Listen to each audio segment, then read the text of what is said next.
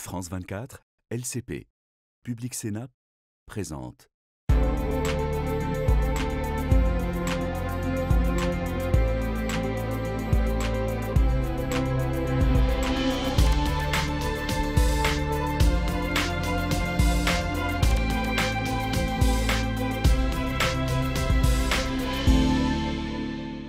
Bonjour à tous et à toutes et bienvenue pour Ici l'Europe, notre émission qui vous est proposée en partenariat entre Radio France Internationale et France 24.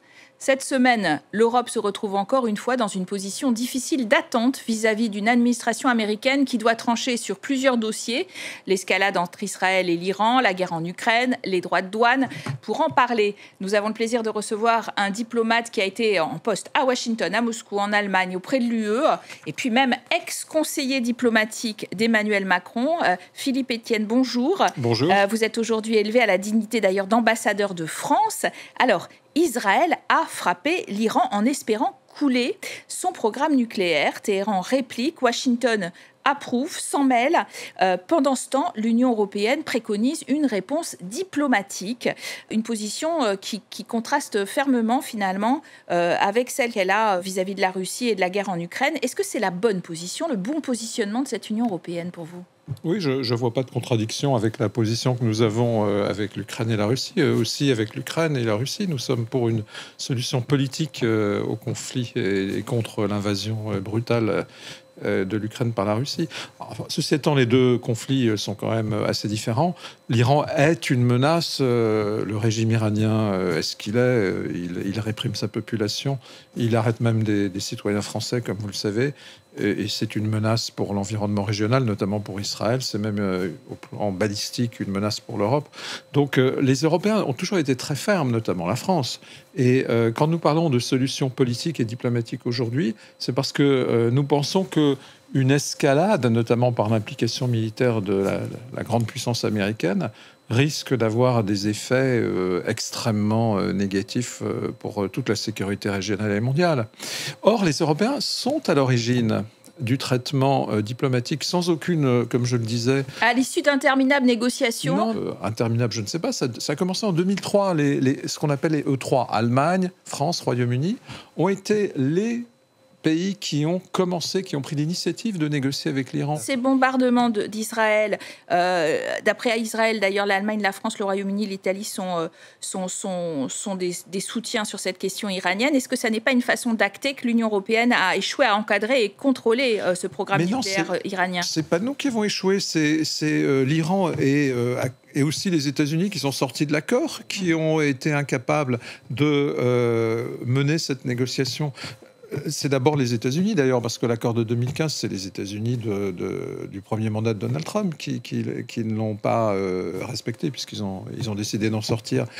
Mais l'Iran n'a pas respecté ses obligations. Encore la semaine dernière, ou il y a 2 semaines, nous étions devant l'Agence internationale pour l'énergie atomique. Les Européens, encore une fois, n'ont eu aucune faiblesse vis-à-vis de l'Iran. Nous avons dénoncé ces manquements au droit international, à ses obligations au titre des traités sur la non-prolifération nucléaire, et au titre même de l'accord de 2015. Pour autant, est-ce qu'on est content de ce qui se passe du côté de l'Iran ? On n'est évidemment pas content. C'est pour ça que les Européens, notamment ceux qui sont au G7, ont souscrit à une déclaration au dernier sommet du G7 qui affirme que la sécurité d'Israël doit être absolument assurée face à ces menaces iraniennes, mais qui dit aussi qu'il faut éviter l'escalade et qu'il faut une solution politique. D'ailleurs, pendant que Benyamin Netanyahou désigne l'Iran comme le nouvel ennemi à abattre, il tente aussi de faire oublier les exactions à Gaza. Le mois dernier, une majorité d'États membres de l'Union européenne a approuvé une révision de l'accord d'association entre l'Union européenne et Israël. Mais il y a des difficultés aussi, ça bloque du côté du Parlement européen qui ne peut obtenir une résolution. Dénoncer cet accord, ça serait un bon levier pour justement faire fléchir un peu Benyamin Netanyahou ? Mais je crois que l'Union européenne, face à ce qui se passe à Gaza, doit regarder en quoi elle peut participer à un effort pour que l'aide humanitaire reprenne. Parce que ça, c'est l'essentiel par rapport à la population gazaoui. Alors, c'est vrai, vous le dites très justement, il n'y a pas forcément d'unité sur cette question des relations avec Israël, la question palestinienne au sein de l'Union européenne. c'est un des sujets où nous avons, au sein de l'Union européenne, le plus de mal en raison des sensibilités historiques, géopolitiques. Ça se comprend. Donc il faut travailler vraiment... De l'Autriche, de la Hongrie, voilà qui... L'Allemagne, où j'ai été ambassadeur, vous l'avez rappelé, a une sensibilité historique, c'est normal. Vous avez un certain nombre de pays qui, pour d'autres raisons, vont être plutôt ceux qui ont déjà reconnu l'État de Palestine, par exemple. Je pense à l'Irlande, je pense à l'Espagne.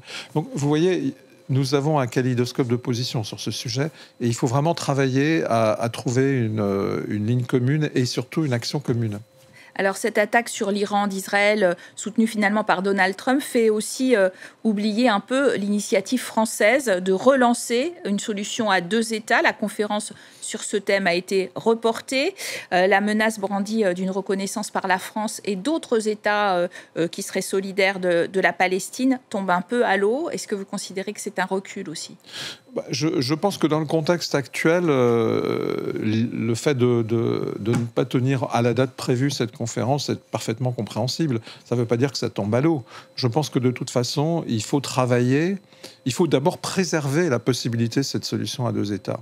Et ça, c'est très important. La préserver en la réaffirmant, mais aussi en empêchant ou en critiquant tout ce qui peut, sur le terrain, continuer de nuire à la possibilité un jour de réaliser cette solution à 2 États. Est-ce que tout ce qui se passe nuit à la possibilité de réaliser cette solution à 2 États ? Exactement. Vous avez raison, la tendance sur le terrain n'est pas favorable. Donc, l'importance de cette action qui va à la fois dans le sens, certes, d'une reconnaissance par un plus grand nombre de pays, et peut-être donc un jour de la France, de l'État palestinien, mais aussi une reconnaissance d'Israël et de sa sécurité par les États de la région. C'est ce nouveau contexte régional qu'il faut préparer. Est-ce que Moscou sort renforcé ou affaibli de ce nouveau conflit avec l'Iran ? Les deux, selon différents critères. Moscou ne soutient pas l'Iran. Et l'Iran, donc, se sent lâché par la Russie. Vous vous souvenez que Bachar al-Assad, l'allié en Syrie de Moscou, d'ailleurs il s'est réfugié à Moscou, a aussi été chassé du pouvoir. Donc c'est un affaiblissement, incontestablement, de la Russie dans cette grande région stratégique. Mais en même temps, il faut bien comprendre que pour Vladimir Poutine, l'essentiel aujourd'hui, et toutes ses forces sont concentrées sur cet essentiel, c'est l'Ukraine. Parce que pour lui, oui, on est en train de regarder ailleurs. Et voilà. Et puis, il y a le prix du pétrole qui est aussi un avantage pour lui. Donc, et puis, l'Iran l'a soutenu pour les drones et maintenant, il les fabrique lui-même. Donc, il n'a plus besoin forcément du soutien de l'Iran. Donc oui, c'est un affaiblissement de la Russie sur le plan international dans cette région. Mais pour Poutine, l'essentiel, c'est vraiment l'Ukraine et tout ce qui peut l'aider à trouver des avantages supplémentaires en Ukraine, à la fois politiquement, parce que c'est vrai que cette guerre entre l'Iran et Israël fait un peu passer au second plan l'Ukraine. On l'a vu au sommet du G7, où le président Zelensky est arrivé après le départ du président Trump, n'a pas pu le voir. Le président américain, vous le disiez, a quitté la réunion du G7 plus tôt que prévu et n'a pas accepté de signer à nouveau que la Russie était l'agresseur en Ukraine. Ça présage d'ailleurs d'un sommet de l'OTAN les 24 et 25 juin, un tout petit peu bousculé. Mais ça, c'est le sujet du maintien du soutien occidental à l'Ukraine. Et on est dans cette conversation entre les Européens et les Canadiens d'un côté, les Américains de l'autre. Effectivement, vous avez raison, cette question va se retrouver au sommet de l'OTAN. Le président Trump, lui, veut, à un moment ou à un autre, engager une nouvelle relation positive avec la Russie de Vladimir Poutine. C'est clair. En même temps, il ne veut pas donner l'impression d'être celui qui s'est fait un peu manipuler par Vladimir Poutine. Donc, il faut convaincre cette administration américaine de maintenir malgré tout, sur certains plans, une attitude qui nous aide, nous les Européens, à soutenir l'Ukraine. Qu'il s'agisse de soutien financier, mais surtout de soutien militaire, de soutien en équipement militaire, de forces de réassurance, comme la coalition des volontaires européens y travaillent. Vous voyez, c'est ça. C'est trouver un moyen de reconverger je crois que c'est le terme qu'a employé le président de la République française, entre les Américains et les alliés européens sur la manière dont on peut soutenir le plus efficacement l'Ukraine. Les Ukrainiens craignent toujours un manque de soutien. J'ai rencontré le président du Parlement ukrainien, la Rada, à son passage à Paris. On écoute tout de suite Ruslan Stefanchuk. Tout d'abord, je tiens à remercier beaucoup la France et tous nos partenaires européens pour le soutien que nous recevons aujourd'hui. Déjà, avons reçu, mais comme la situation évolue, je suis là en France aujourd'hui pour ces jours historiques pour la France, solliciter la continuation de ces aides, parce que l'Ukraine, comme c'était il y a 85 Charles de Gaulle disait « on n'est pas seul ». Alors l'Ukraine n'est pas seule. Nous savons que nos partenaires sont à nos côtés, ce qu'il nous faut. On a besoin davantage de moyens de défense anti-aérienne pour défendre nos citoyens qui souffrent des attaques injustes russes toutes les nuits. On a besoin de plus d'armes pour nous défendre sur le front. Nous avons besoin de plus de moyens pour forcer la Russie à arrêter cette guerre, et donc on a besoin de fortes sanctions pour arrêter la Russie de la part de nos partenaires. Puisque le soutien financier peut-être du côté américain fléchit, puisque vous avez besoin vraiment d'argent rapidement pour justement pouvoir tenir sur le front, est-ce qu'une des pistes qui vous intéresse, ce serait de piocher dans les avoirs russes?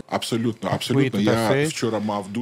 Hier, j'ai eu une conversation, un échange formidable avec mes collègues au Sénat et à l'Assemblée nationale, et on a parlé des solutions parlementaires à cette question, parce que ce serait juste que ce soit Poutine et le peuple russe qui payent le chèque de cette guerre. Ce chèque doit être remis à eux, et ce chèque ne peut être assuré qu'au compte des avoirs russes. Moi, en tant que juriste, je comprends qu'il y a beaucoup de questions par rapport aux questions juridiques, mais celui qui est coupable de cette guerre doit payer pour cette guerre. Si cela n'a pas lieu, ce sera un très mauvais précédent pour tous les autres qui vont être tentés de encore changer les frontières en 21e siècle sans répondre avec leurs propres fonds et avec leur propre pays et leur peuple. Alors, Philippe Etienne, vous rappeliez que vous étiez ambassadeur à Washington entre 2019 et 2023. Les Ukrainiens ont quelques raisons de craindre d'être lâchés par Donald Trump. Si on regarde les chiffres, le désengagement financier est assez massif. Et est-ce que ça peut être compensé, d'ailleurs, rapidement par les Européens ? Alors, effectivement, vous avez raison de parler du niveau financier, parce qu'il y a aussi le niveau des équipements militaires que les États-Unis acceptent, même contre paiement, de mettre à disposition des Ukrainiens. Il y a différentes façons d'aider l'Ukraine. Sur le plan financier, c'est le plus sensible aux États-Unis. Dans la campagne électorale, même d'ailleurs d'une certaine manière du côté démocrate, il y avait l'idée que ce conflit devrait davantage... le coût du conflit devrait être davantage supporté par les Européens parce que la guerre est en Europe.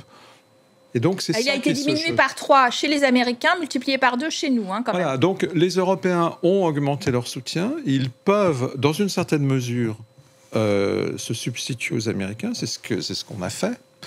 Contrairement à ce que disaient les Américains, d'ailleurs, ça fait déjà longtemps qu'on aide plus les Ukrainiens que l'ont fait les Américains.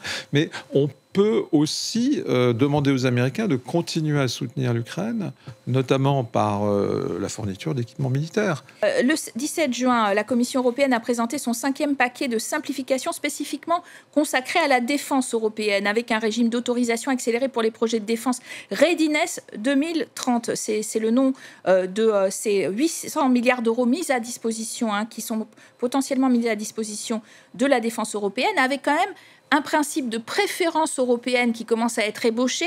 Est-ce qu'il doit être très ferme? Alors là, on parle de ce que l'Europe elle-même va produire et pas de ce que les États-Unis vont continuer à livrer à l'Ukraine. Et effectivement, nous sommes dans une phase de transition qui va d'ailleurs, dans un terme plus ou moins rapproché, permettre à l'Europe, dans les cas comme celui de l'Ukraine aujourd'hui, d'être plus autonome, ce qu'on appelle l'autonomie stratégique. Mais ça ne va pas se passer du jour au lendemain. Alors, les 800 milliards dont vous parlez, il faut savoir ce que c'est. C'est 150 milliards de prêts que la Commission prête aux États membres... à condition qu'il y ait une préférence européenne. Là, ça s'applique, safe. Ouais. Après l'avoir elle-même emprunté cet argent, les 650 autres milliards, si ma mémoire est bonne, c'est plutôt de l'espace budgétaire laissé aux États membres... Pour creuser encore leur déficit. En changeant les règles du déficit budgétaire, exactement. Donc, c'est pas de l'argent comme ça qui tombe du ciel. Mais pour revenir à votre question, oui, il faut une préférence européenne. Parce que sinon, l'industrie européenne ne va pas réussir à se développer. Quand les Européens sont capables de produire à coût raisonnable des matériels, c'est cela qu'il faut que les armées européennes achètent. Donc, en même temps... Et les Ukrainiennes peut-être aussi.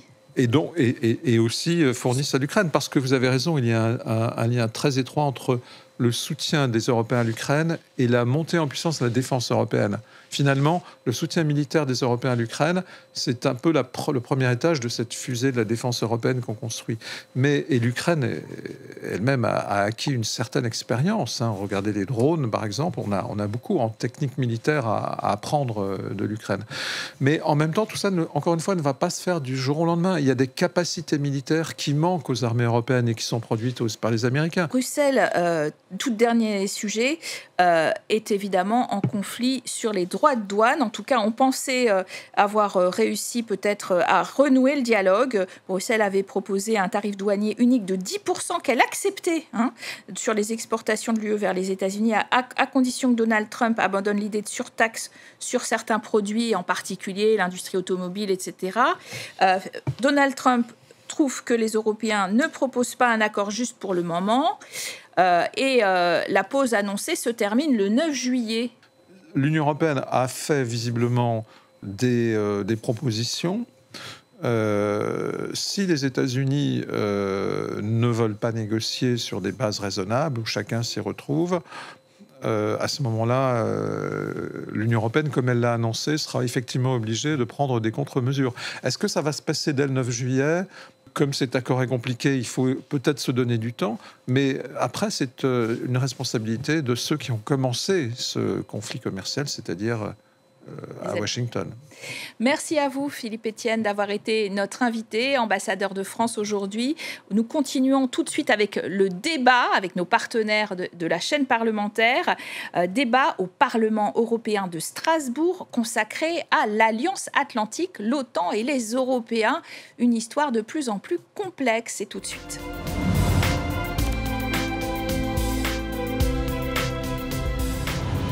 Bienvenue au Parlement européen de Strasbourg, où l'on s'inquiète pour la sécurité du continent, mais aussi du reste du monde. C'est dans ce contexte que l'Alliance transatlantique est à un tournant de son histoire, avec un pilier américain imprévisible et des Européens qui de plus en plus s'interrogent sur leur autonomie stratégique. Réunis en sommet à La Haye les 24 et 25 juin, l'OTAN doit définir de nouveaux moyens correspondant à sa vision des futurs conflits. Le secrétaire général de l'Alliance, le néerlandais Mark Rutte, a annoncé un objectif de 5% du PIB des 32 pays membres consacrés à la défense et à la préparation, une cible très ambitieuse, sachant que la moyenne est aujourd'hui de 2% et que beaucoup de ces États sont déjà très endettés. Oui, et puis surtout, il veut multiplier par 5 les capacités aériennes de l'Alliance, tirant ainsi les enseignements d'une guerre en Ukraine qui se joue beaucoup dans les airs. Alors que l'OTAN, qui a vu son club renforcé par l'adhésion de pays nordiques, ce club est-il pour autant sorti de l'état de mort létale diagnostiqué par Emmanuel Macron? Est-il pour autant réveillé donc d'entre les morts? Pour en parler, nous avons le plaisir de recevoir Isabelle Wieseler-Lima, députée européenne du Parti populaire européen. Pour le Luxembourg, c'est un État qui n'est pas forcément le mieux doté en matière de défense. On en parlera avec vous. Et puis nous sommes aussi avec Victor Negrescu, bonjour, député européen des socialistes et démocrates pour la Roumanie, qui a un important centre militaire de l'OTAN, base militaire. Enfin, Christophe Gomard, eurodéputé français du Parti populaire européen. On commence avec vous. L'OTAN est une organisation de défense incontournable. Pour autant, elle semble fragile aujourd'hui. Où en est-on? Est-ce qu'on peut s'appuyer dessus? C'est une excellente question. Le problème de l'OTAN, c'est que l'OTAN n'agit que avec l'unanimité des pays engagés. L'OTAN, c'est 32 pays. 23 de ces pays appartiennent à l'Union européenne. Il y en a donc 9 qui, si l'Europe était attaquée, ne s'engagerait peut-être pas aux côtés de l'OTAN, donc ne donnerait peut-être pas l'unanimité. Et c'est pourquoi l'Europe doit réfléchir en effet à sa propre défense, à sa propre architecture de défense, me semble-t-il. L'OTAN, c'est un état-major à Shape à Bruxelles qui a environ 2000 personnes. L'état-major de l'Union européenne, c'est 120 personnes. Le budget annuel de Shape, c'est environ 2 milliards d'euros, alors que le budget de cet état-major de l'Union, c'est 30 millions d'euros. On voit bien cette différence très nette, et on n'est pas à l'abri non plus d'être surpris par un départ, un retrait américain. Moi-même, j'étais engagé en Afghanistan, d'où les Américains sont partis très très vite, sans prévenir personne. Les forces spéciales que je commandais étaient engagées en Syrie, et les forces spéciales américaines se sont désengagées sans nous prévenir. Donc on voit bien qu'il y a un vrai risque. Que fait-on si les Américains se désengagent? Que devient l'OTAN si les Américains se désengagent? Alors précisément, la question se pose d'ailleurs de façon assez immédiate avec la guerre en Ukraine et l'arrivée au pouvoir de Donald Trump. Un Donald Trump qui refuse de signer les conclusions du G7 sur l'agresseur russe. Est-ce qu'on peut considérer que l'Alliance Atlantique est toujours en plein soutien de l'Ukraine? Je pense que l'OTAN soutient fortement à l'Ukraine, parce que l'OTAN, ce n'est pas seulement les États-Unis. L'OTAN, c'est aussi les pays européens qui en font partie. Et l'OTAN a déjà approuvé auparavant des déclarations qui soutiennent directement l'Ukraine, et je pense qu'il n'y a pas de contradiction là-dessus. Toutefois, il faut planifier, il faut voir ce qu'on va faire dans les années à venir, en mobilisant toutes les ressources qui sont disponibles, mais également en développant une relation spéciale entre l'Union européenne et l'OTAN, afin que les pays européens soient en tête de l'évolution de l'OTAN. L'OTAN a une forte présence dans la région de l'Est de l'Europe. Il y a des troupes américaines, mais également des troupes européennes. Par exemple, en Roumanie, vous disiez auparavant qu'il y a une grande base de l'OTAN, mais il y a également beaucoup de soldats européens. Surtout la France est représentée en Roumanie, ce qui démontre le fait que l'OTAN fonctionne très bien lorsque les pays européens s'engagent directement. Donc mon invitation, c'est que les pays européens fassent plus au sein de l'OTAN, développent plus l'OTAN et utilisent cette capacité défensive qui existe dans cette organisation. Alors justement, Isabelle Wiesler-Lima, s'agissant de l'Ukraine, Donald Trump exclut toute adhésion du pays à l'OTAN, en reprenant en cela la demande expresse de Vladimir Poutine. Est-ce que le sommet doit réaffirmer que c'est une ligne rouge, cette adhésion et ce soutien au président ukrainien? L'Ukraine a reçu une invitation de l'OTAN. Déjà, je crois que c'était en Lituanie, le sommet en Lituanie. Et je dois aussi dire qu'on n'a pas encore vu de défection de l'OTAN par rapport à l'Ukraine. Et puis, avec tout ce qu'on vient de dire, je voudrais quand même réaffirmer que l'OTAN n'a jamais été aussi forte qu'elle est en ce moment. On a effectivement, à un moment donné, on s'est posé des questions par rapport à l'OTAN, mais elle a quand même, depuis cette guerre en Ukraine, il y a 2 pays qui se sont ajoutés, vous l'avez dit au début, donc la Suède et la Finlande, alors qu'elles ne prévoyaient absolument pas de rejoindre l'OTAN, elles l'ont rejoint. Ce n'est pas pour rien. L'OTAN a quand même réussi, depuis son existence, aucun de ses membres n'a été attaqué. Donc l'OTAN a un rôle à jouer et elle le joue pour le moment. Donc il faut bien sûr maintenant qu'on lui donne encore plus de force, mais elle est une force. Il faut que nous soyons évidemment à même de prendre des décisions européennes. Et vous avez évoqué l'Afghanistan, ça a été un premier réveil vraiment pour les Européens. On aurait voulu rester plus longtemps en Afghanistan, on n'a pas pu. On n'avait pas les moyens de prendre cette décision. Donc les Européens ne veulent plus se retrouver dans une situation pareille. Donc il faut que nous ayons la capacité de prendre des décisions autonomes, mais notre sécurité, pour le moment, elle repose aussi en accord, en combinaison avec l'OTAN. Alors, depuis la guerre en Ukraine, l'ennemi numéro 1 de l'OTAN semble être à nouveau donc la Russie. Écoutons ce qu'en dit le secrétaire général de l'OTAN, le fameux Mark Rutte. Nous devons augmenter nos dépenses de défense. Il y a quelques jours, le chef de la défense allemande a déclaré que d'ici 2030, la Russie pourrait être prête à tenter quelque chose contre le territoire de l'OTAN. Nous sommes donc en sécurité aujourd'hui. Nous ne sommes pas en sécurité dans 3 ou 5 ans. Nous devons donc dépenser plus. une nouvelle offensive de la Russie contre un pays membre de l'OTAN dans les prochaines années. C'est ce que voient les services de renseignement européens.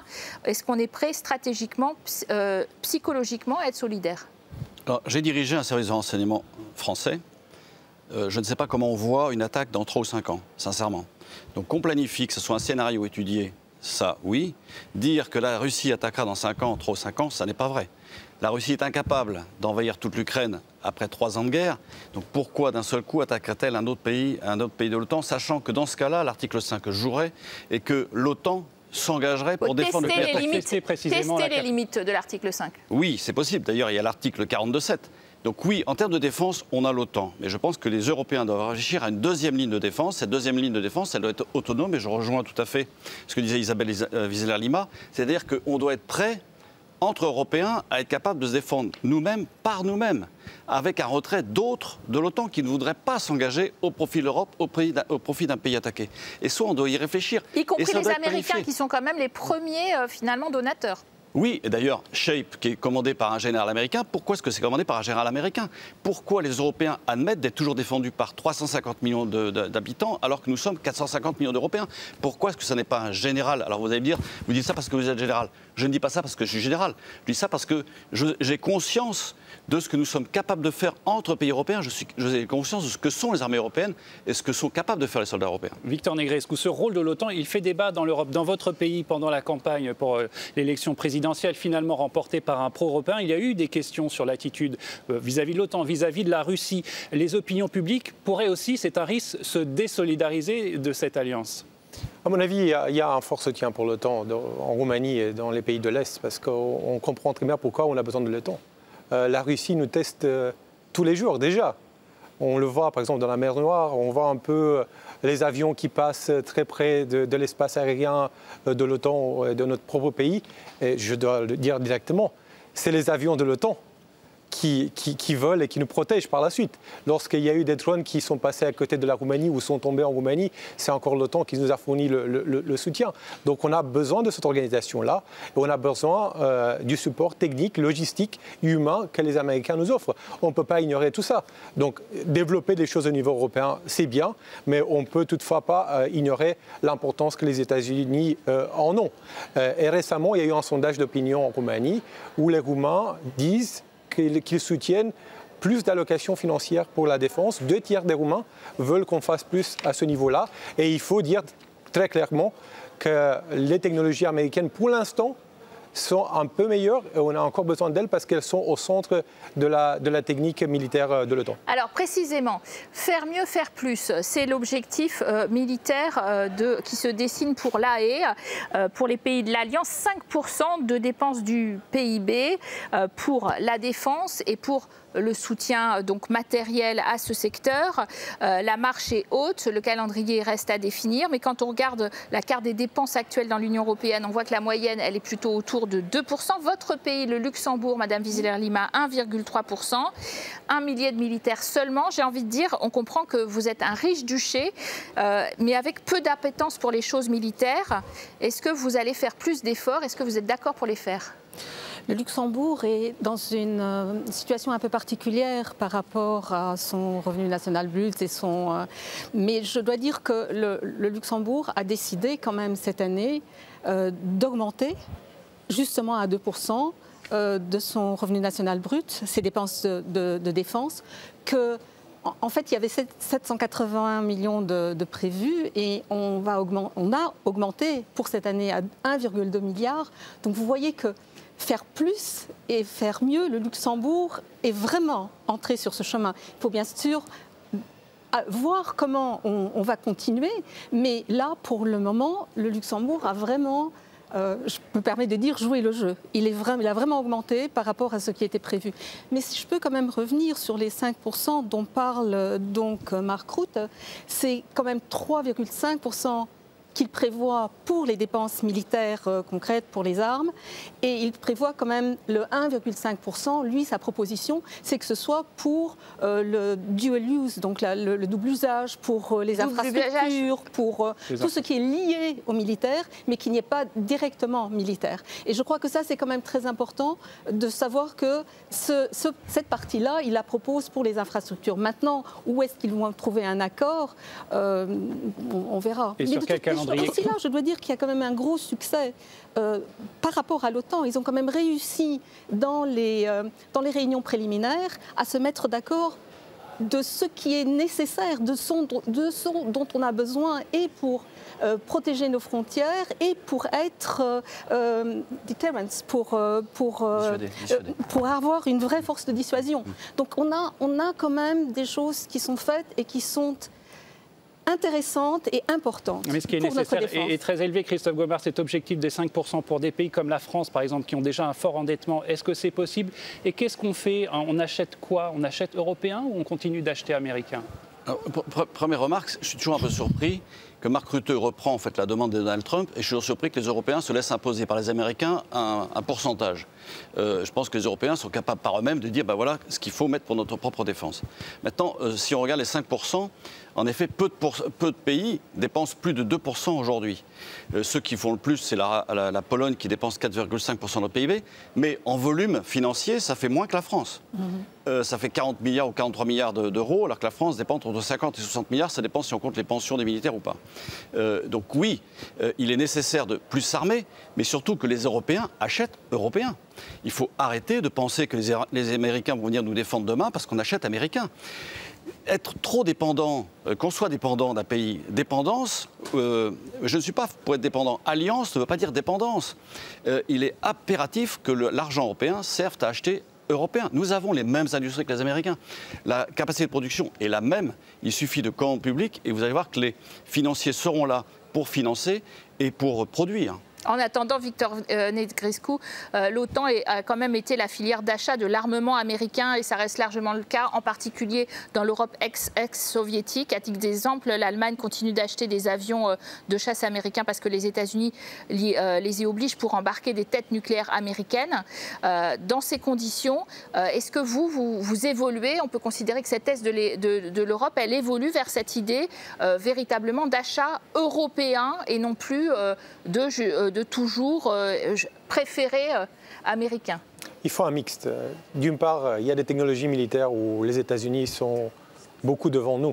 Vous parliez des avions de chasse, ça c'est clair. Les États-Unis sont devant nous pour le développement de ce genre de technologie. Mais il y a d'autres technologies où on peut travailler plus ensemble. À mon avis, on ne le fait pas suffisamment. Il n'y a pas assez de projets véritablement européens. La plupart du temps, c'est un choix. On achète français, on achète allemand, ou on achète américain ou sud-coréen parce qu'ils commencent à entrer sur le marché européen. Et à mon avis, ce n'est pas un bon choix. Si on peut faire un choix européen, ce serait excellent. C'est pour ça que maintenant, avec le mécanisme SAFE, le mécanisme d'emprunt européen, il y a cette possibilité-là de développer des projets communs. Par exemple, construire un bateau qui utilise de la technologie française et allemande et qui se fait en Roumanie, ou développer des capacités de production pour l'artillerie qui se ferait par exemple en Pologne. C'est des choses qui peuvent se faire ensemble, mais il faut identifier ces projets stratégiques. Pour l'instant, malheureusement, la Commission ne l'a pas fait et la Commission doit faire plus à ce niveau-là. Alors un mot de l'actualité brûlante pour finir cette émission. On a beaucoup parlé de l'Europe, mais on voit que le Proche-Orient s'enflamme aussi avec un conflit entre Israël et l'Iran qui pourrait déséquilibrer toute la région. Christophe Gomart, l'Europe doit-elle s'engager si les Américains le font? Vous voulez dire aux côtés d'Israël? Israël, de mon point de vue, est le pion avancé de l'Occident au Moyen-Orient. Il y a une véritable volonté de la part de l'Iran de détruire ce pays. Et c'est ce que tentaient de faire les proxys qu'étaient le Hezbollah, que sont le Hamas toujours, ou sont les Houthis. Et cette attaque préventive d'Israël contre l'Iran est faite pour empêcher la destruction. Pourquoi? Parce que l'Iran allait se doter d'un engin nucléaire, d'une arme nucléaire, et Israël avait toujours dit que ce jour-là n'arriverait pas. Et on l'a vu avec les années passées, à travers le virus Stuxnet, à travers les assassinats ou les éliminations de scientifiques. Ça ne concerne pas l'OTAN. L'OTAN n'est pas directement visée.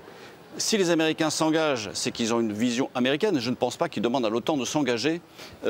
Qu'on soutienne Israël, oui, face à l'Iran, je suis tout à fait d'accord. Qu'il y ait un engagement militaire de l'OTAN aux côtés d'Israël, c'est une autre question qui ne m'appartient pas. Mais je ne vois pas l'intérêt pour l'OTAN d'aller s'engager aux côtés d'Israël. Que des pays décident de le faire, oui.